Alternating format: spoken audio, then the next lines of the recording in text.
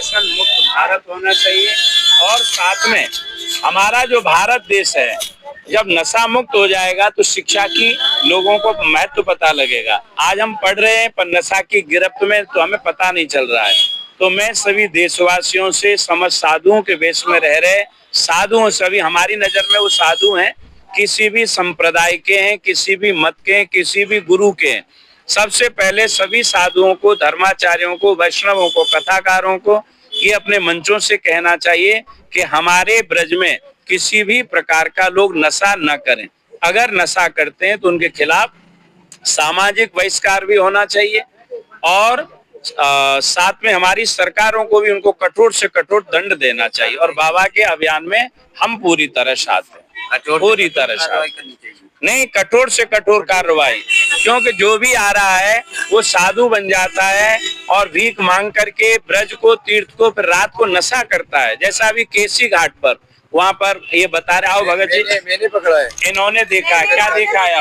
बोतलें, इतनी बोतलें, कोई अंत नहीं। हम माथा टेकने के जमुना जी को, हमने माता जी भी कह रहे, आओ पंजाब से आई हुई है, फिर हमने लड़ाई की वहाँ पे कि ये जमुना जी का घाट है, यहाँ क्यों शराब की बोतलें पड़ी हुई हैं?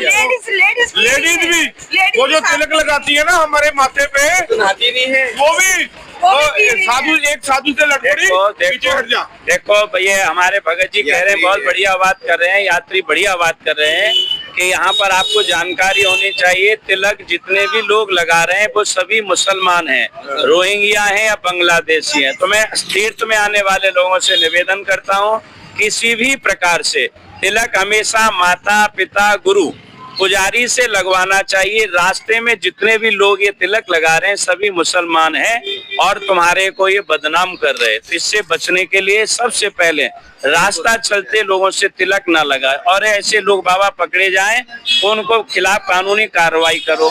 हम तुम्हारे साथ में हैं।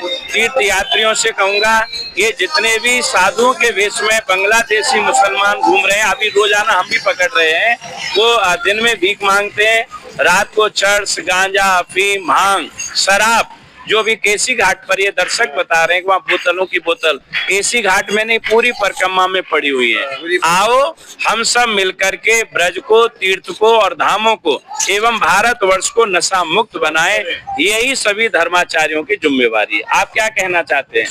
ये बाबा है, देखो सेवा, अच्छा, ये सभी अच्छी मुहिम चलाओ, क्योंकि अच्छे बनोगे, नेक बनो, एक बनो और देश का नाम उज्जवल करो, तभी हमारा कल्याण होगा। जय हिंद, जय भारत, जय वृंदावन, जय वृंदावन, जय श्री राम। मैं हरिओम श्री, आप सबके लिए छोटा सा मैसेज लेके आया।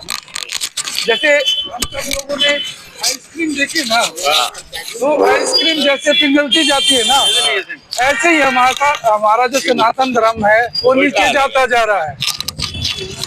जितनी जल्दी हो सके अपने सनातन धर्म को अपनाने के लिए हमें इन धर्मियों का त्याग करना पड़ेगा। यहाँ से दारू, शराब, मांस, मीट, अंडा जितना भी है उन सबको हमें अपनी जिम्मेवारी समझ के उनको यहाँ से निकालना पड़ेगा। बहुत बहुत धन्यवाद। जय जय। आप कुछ कहना चाहेंगे? आओ आओ बाबा, आ जाओ, भंडारा चल रहा है, आओ बाबा ही बोलेंगे। बाबा, हमारा वृंदावन धाम नशा मुक्त होना चाहिए कि नहीं होना चाहिए? हमारी नजर से तो ब्रज नशा मुक्ति से केंद्र होना चाहिए, नशा मुक्ति से मुक्त होना चाहिए, मुक्त होना चाहिए। भारत भी होना चाहिए, वृंदावन, भारत भी होना चाहिए। और जो साधु आप जैसे लाल कपड़ों के भेष में आप भी देख ही रहे थे, देख रहे हैं, घंटे से लगोटी नहीं लगा रहे हैं, पत्नी छोड़ दिया है, किसी ने बच्चे छोड़ दिए हैं और पैसा कमा कमा के घर भेज रहे हैं और रात को नशा कर रहे हैं।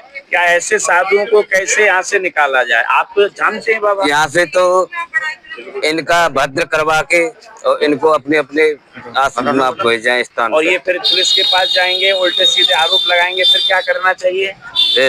पुलिस से सहायता लेनी चाहिए। और वो आपको आरोप लगा के जेल भिजवा देंगे, फिर क्या करना चाहिए? हाँ, उसका इंतजाम करेगी क्या सरकार। है सरकार नहीं, वो आप जो आरोप लगा देंगे इन्होंने हमारा थैला चुराया, सामान चुराया, चोरी का आरोप लगा देंगे। पहले उनके आधार कार्ड देख ले जाए, कहाँ के आधार कार्ड है। देखो ये बाबा यहाँ ये कह रहे हैं, बाबा कह रहे हैं कि उनके खिलाफ कानूनी कार्रवाई होनी चाहिए। होगी तो होगी कैसे? ना धर्माचार्य आगे आ रहे हैं, ना कथाकार आ रहे हैं, ना प्रशासन आ रहा है, ना सरकार आ रहे हैं। ये कब तक ऐसे हम रोना रोते रहेंगे? आप बताइए कैसे होगा? श्री राधे राधे। 12 ज्योतिर्लिंग, 4 धाम, 7 सप्तपुरी, 52 शक्तिपीठ, भारत की पवित्र भूमि में अनेक तीर्थ स्थान है। उसी तरह हमारा तीर्थ क्षेत्र ब्रज भूमि में है। हमारे मंदिरों के अंदर बड़े बड़े आश्रम है। बड़े बड़े आश्रमों में बड़े बड़े भंडारे होते हैं। बड़े बड़े भंडारों में बड़े बड़े रूप में साधु भेग में बड़े बड़े रूप में बड़े बड़े भंडारे होते हैं बड़े बड़े आश्रमों के अंदर। जैसे मैं एक उदाहरण वृंदावन का देता हूँ। वृंदावन में सुदामा कुटी ले लो, जगन्नाथ मंदिर ले लो, इन मंदिरों पे प्रतिदिन भंडारे होते। यहाँ जो साधु के भेष में आते हैं, ये बहुत बड़े रूप में 70% रूप में 70% में ये अधर्मी होते हैं, जो चड्डीधारी होते, पेंटधारी होते, और ये अपना रूप बदल के उस आश्रम में जाते हैं, वहाँ भोजन करते हैं, वो दक्षिणा लेके आते, फिर उस दक्षिणा से शाम को वो शराब पीते। अब सबसे बड़ी जिम्मेदारी बनती है उस मंदिर के महंत की कि भाई आप महंत हो तो आपके वहाँ पे ये साधु भेष में आया है, तो आप उसका परिचय लो कि आप किस परिवार से हो, किस संप्रदाय से हो। अगर वो गलत निकलता है तो तत्काल उसका भगवा कपड़ा उतारा जाए, पुलिस को बुलाया जाए और प्रशासनिक कार्रवाई की जाए कि ये साधु के भेष में घूम के अधर्म कर रहा है। तो इसलिए हमने इसको पकड़ा। दुर्भाग्य का विषय है कि हमारे बड़े बड़े धर्माचार्य, हमारे महामंडलेश्वर, हमारे 13 अखाड़े, हमारे हरिगिरी एक नहीं बोलते। ये हमारे 13 अखाड़े के मुख्य महंत पूज्य हरिगिरी महाराज, पूज्य अवधेशानंद गिरी महाराज, ये लोग क्यों नहीं बोलते? हमारी बड़ी छावनी, हमारी छोटी छावनी, ये लोग तो कहीं ना कहीं अधर्मियों को पालने का काम कर रहे हैं। यही भोजन कराते हैं और यही दक्षिणा देके उनको पालते हैं। अरे काहे का फक्कड़ होता है? फक्कड़ क्या होता है? ये हमारे देवी देवता के फोटो है। ये लोग, ये जो बड़े बड़े धर्माचार्य हैं, इन लोगों तक हमने बात रखी है कि हमारे भगवान के चित्र चिन्ह प्रतिमा का 100 जगहों से सनातन को टारगेट किया जा रहा है। आप कहीं तो बोलो। इनको कोई मतलब नहीं है, इनको सुरक्षा चाहिए वीआईपी, इनको जीना है जिंदगी वीआईपी, इनको सिर्फ टीवी पे और मंच पे बोलना है धर्म के बारे में, धरातल पे कोई नहीं करे। उसका दुष्परिणाम है जो आज परिक्रमा मार्ग में इतने सारे साधु के भेष में अधर्मी घूम रहे। अगर सुदामा कुटी के महंत, अगर हमारे बड़े बड़े मंदिरों के महंत आचार्य अगर एक बार बोल दे तो एक नहीं रहेगा। मैं आपसे पूछना चाह रहा हूँ, अभी यहाँ पर प्रसाद के डिब्बे बांट रहे हैं, ऐसे दानी जिनकी कोई पहचान नहीं है, ना साधु का पता है, ना भक्तों का पता है, जो ऐसे तीर्थों में आने वाले दानी लोग जो दान कर रहे हैं, इनके लिए क्या कहना चाहेंगे? मेरा सभी सनातनियों से, एवरीवन दानियों से इतना ही कहना है, हाथ जोड़ के निवेदन है कि पात्र को आप दीजिए, तुम्हारा इंटरव्यू कर रहा हूँ। पात्र को आप देंगे तो उसका फल आपको मिलेगा। आप अधर्मी को देंगे तो उसका अधर्म आपको मिलेगा। तो आप चयन करें, अपनी विवेक बुद्धि से देखें कि ये पात्र है, ये पात्र नहीं है। बाबा आ जाओ, आ जाओ। आपको उसकी वेशभूषा देखना पड़ेगी। क्या लाए कोई हो? साधु देखो ये बाबा गृहस्थी है कि विरक्त हैं आप? विरक्त हैं। अब इसका क्या करोगे? डिब्बे का क्या करोगे?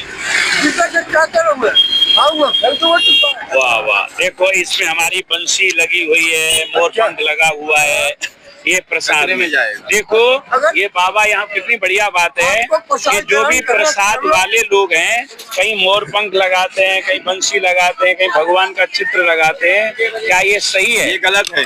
मैं आप सभी से पूछ रहा हूँ, ये सही है गलत है? गलत है। गलत है बाबा, गलत है। गलत है। ये प्रसादों पे, डिब्बा पे, भगवान बीड़ी पर, जूता चप्पल पर, डिब्बा पर भगवान की फोटो लगाता नहीं होनी चाहिए, गलत है। और आप ये प्रसाद ले आए, उसमें तो आधा किलो वजन लग रहा है बाबा। आधा किलो कहाँ? आधा किलो, 250 ग्राम, 250 ग्राम, 250 ग्राम। चलो कितने लड्डू है देख ले, अभी देख ले। अब देख लो, आपको अगर श्रद्धा हो। ओहो, 4 लड्डू, 4 कचौड़ी। देखो बाबा के पास पान देना जरा। देखो 4 कचौड़ी, 4 लड्डू। देखो बाबा वो नहीं, बाबा कहना चाहते हैं, हम ये कहना चाहते हैं कि जो सनातन धर्म के, जो हिंदू सनातन धर्म के जो धार्मिक चित्र चिन्ह प्रतिमाएं होती है, वो सभी सनातनियों की आस्था का केंद्र होती है। हमारे जो तिलक होते हैं, हमारे जो देवी देवता के नाम होते हैं, जो उनके फोटो होते हैं, उनको यूज एंड थ्रो प्रोडक्ट पे ना छापा जाए। कपूर पे, अगरबत्ती पे, पटाखों पे, शादी की पत्रिका पे, बैनर पे, होर्डिंग पे, ग्रीटिंग कार्ड पे, everything use and throw product पे देवी देवता के नाम, चित्र चिन्ह, प्रतिमा ना होना चाहिए। इसके लिए 4 साल 9 महीने 3 दिन से पूरे भारत में हम यात्रा कर रहे हैं। 1,30,000 किलोमीटर पूरे भारत में राष्ट्रपति, प्रधानमंत्री, 14 राज्य के मुख्यमंत्री को ज्ञापन दिए कि खाद्य विभाग द्वारा व्यापार प्रमाण पत्र ना दिया जाए जिसमें सनातन धर्म के चित्र। ये सरकार, पुरानी सरकार, नई सरकार, ये भेदभाव करना छोड़े। हिंदू धर्म के चित्र चिन्ह का, प्रतिमा का अपमान, सरकार ट्रेड सर्टिफिकेट देना बंद करे। जिस प्रकार ब्रज क्षेत्र के अंदर सरकार ने शराब के ठेके दिए, तो ये सरकार ब्रज क्षेत्र से ठेके बंद करे। ये सब हमारी आवाज है। मैं कहना चाहूंगा कि अगर यहाँ देखिए, सबसे बड़ी बात जो हम चर्चा कर रहे हैं, संतों के संग चर्चा चल रही है, तीर्थों में नशा नहीं होना चाहिए, नकली साधु नहीं होना चाहिए। देखो, नकली साधु के बीच में कौन आ रहे हैं? बांग्लादेशी है, रोहिंग्या है, पाकिस्तानी है। और इससे क्या होता है, आए दिन हमारे यहाँ जो चर्चा हो रही है, होते हैं, है ना। तो हमारी ये सबसे निवेदन है कि किसी भी प्रकार का सनातन धर्म का अपमान हम सबको नहीं सहना चाहिए। अगर आप और हम सब सच्चे सनातनी हैं, सच्चे भारतीय हैं, और यहाँ मैं कहूँगा अगर अपने अपने बाप की औलाद हैं, तो सनातन धर्म के रक्षा के लिए हम सबको आगे बढ़ना होगा। पहला काम है कि हमें सबसे पहले फ्री का खाना बांटना बंद करना पड़ेगा, फ्री का दान करना बंद करना पड़ेगा, और फ्री के जो साधु यहाँ पर होलसेल में तीर्थों में मिल रहे हैं, इनकी पहचान करनी होगी। नहीं तो इसके जिम्मेवार जो फ्री का दान कर रहे हैं, फ्री का भंडारा खिला रहे हैं, फ्री का जो दान कर रहे हैं, दक्षिणा दे रहे हैं, ये भी लोग, इनके खिलाफ भी कानूनी कार्रवाई कहीं न कहीं होनी चाहिए। तो आज की चर्चा हम इतनी करेंगे, कल फिर चर्चा लेके। जिस तरह से पूरे भारत में शराब बिक रही है, राज्य सरकार राजस्व के लिए कई जगह, कई प्रदेशों में बंद है, लेकिन कई प्रदेशों में बिकती है शराब, तो किस तरह से देखते हैं आप? हम इसको देखते हैं, ये तो सबसे पहली बात है, ये पूर्ण रूप से गलत है, क्योंकि नशा जो है परिवार, समाज और संस्कृति को नाश करता है। लेकिन हम शुरुआत, जैसे कि कचरे का ढेर बड़ा है तो हम एकदम नहीं हटा सकते, हम छोटी शुरुआत, हम तीर्थों से शुरुआत कर रहे हैं। जैसे हमारा परिक्रमा मार्ग के मंदिर है, तो मंदिर के आसपास से उन चीजों को हटाया जाए, फिर थोड़ा समय बढ़ने के बाद उन चीजों को उस जगह से भी हटाया जाए।